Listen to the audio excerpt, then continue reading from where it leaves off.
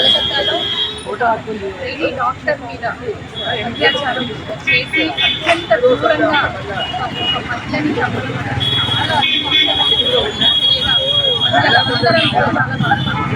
ఇలాంటి సమాజంలో బతుకుతున్నాం. ఎంతో మార్పు వచ్చింది, అయినప్పటికీ కూడా ఇలాంటి ఘటనలు జరగడం చాలా చాలా చాలా దారుణం.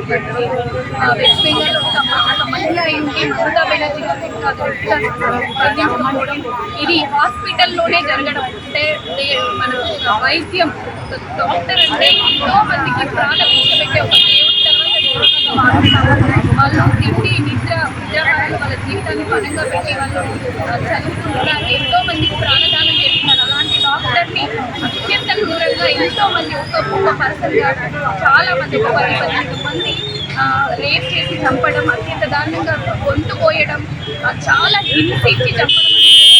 ఖచ్చితంగా ఇది కావాలని చేసిందే, ఇది అనుకోకుండా ఏదో రేప్ చేసి చంపేది కాదు. రేప్ చేయడం అనేది జస్ట్ ఆ కేసుని డైవర్ట్ చేయడానికి మాత్రమే చేశారనేది ప్రపంచం అంతా మాట్లాడుకుంటుంది. ఇప్పుడు ప్రపంచం అంతా కూడా అట్టుడికి పోతుంది. ఎందుకంటే ఖచ్చితంగా మౌమితకి న్యాయం జరగాలి.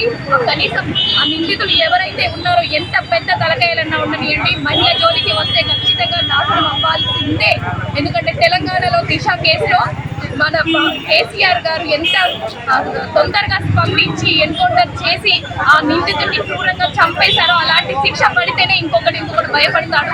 ఖచ్చితంగా అలాంటి శిక్ష పడాల్సిందే ఇలాంటి చర్య. ఎందుకంటే చూస్తూనే ఉన్నాము, ఇప్పుడు ఈ గవర్నమెంట్ వచ్చినప్పటి నుంచి కూడా ఈ చిన్న పాప నుంచి ఎన్నో రకాలుగా రోజుకొక రేప్ కేసు చూస్తున్నాము. తెలంగాణ గవర్నమెంట్ ఉన్నప్పుడు ఎంత బాగా చేశారు, ఎంత బాగా అంటే ఒక లా అండ్ ఆర్డర్ ఎంత బాగా ఉంది, ఇప్పుడు ఎలా ఉంది అనేది చూస్తేనే కళ్ళకు కట్టినట్టుగా కనిపిస్తుంది. ఈ కాంగ్రెస్ ప్రభుత్వంలో ఇంకెంతమంది మహిళలు ఇదైపోతారు, ఇంకెంతమంది చిన్నపిల్లలకి అన్యాయం జరుగుతుంది.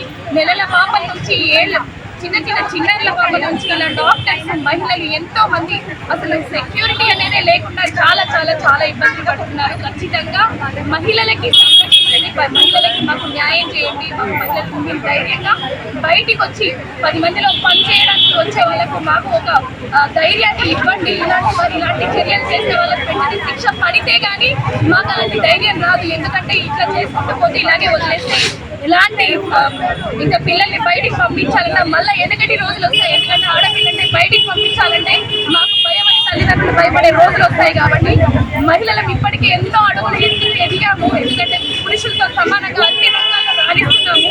కానీ ఇలాంటి చర్యలు జరిగినప్పుడు ప్రతి తల్లిదండ్రులు భయపడతారు. మళ్ళీ బయట అడుగు పెట్టాలి, మహిళను వాళ్ళ బిడ్డను బయటికి పంపించాలంటే భయపడతారు. డాక్టర్ చదివేయాలన్నా భయపడతారు, ఇంజనీరింగ్ చదివేయాలన్నా భయపడతారు. ప్రతి ఒక్క మహిళలకి ఇది ఇలాంటి చర్య అనేది చాలా ఇబ్బందికరం. నేను దయచేసి ప్రతి ఒక్క గవర్నమెంట్ ని వేడుకుంటున్నాను, ప్రతి ఒక్క గవర్నమెంట్ ఇనిషియేట్ తీసుకోవాలి. ఇలాంటి దుర్మార్గులకు నీళ్లకు శిక్ష పడేలా ప్రతి ఒక్క గవర్నమెంట్ ప్రభుత్వాన్ని నేను నిజంగా చేతులెత్తి దండం పెట్టి వేడుకుంటున్నాను. మహిళలందరి తరఫున ఇది మాకే కాదు, మా రాబోయే తరాల మహిళలకు పిల్లలకు కూడా భవిష్యత్తు ఇలాంటి వాళ్ళకి శిక్ష పడితే నెక్స్ట్ పిల్లలు జనరేషన్ మహిళలు బయటకు వస్తారు, తల్లిదండ్రులు పంపిస్తారు. దయచేసి ఇలాంటి వాళ్ళని శిక్షించండి. పాపం ఈ అమ్మాయి వీడియోలు చూస్తే కళ్ళపడి నీళ్లు కారిపోతున్నాయి. ఎంత నరకం అనుభవించిందో బిడ్డ. ఇలాంటి తల్లిదండ్రులు ఎట్లా తట్టుకొని ఉంటున్నారో. డాక్టర్స్ అందరూ కూడా బయటకు వచ్చారు. ప్రపంచంలో ఇక ప్రతి ఒక్కరూ ఆడపిల్ల ఒక తల్లి నుంచి పుట్టిన వాళ్ళ ఏ మగాడైనా సరే ప్రతి ఒక్క మహిళ స్పందించాలి, ప్రతి ఒక్క మగవాళ్ళు స్పందించాలి, పురుషులు స్పందించాలి, నాయకులు స్పందించాలి, సోషల్ వర్కర్స్ ప్రతి ఒక్క ఇన్స్టిట్యూషన్ కూడా బంద్ చేయాలి.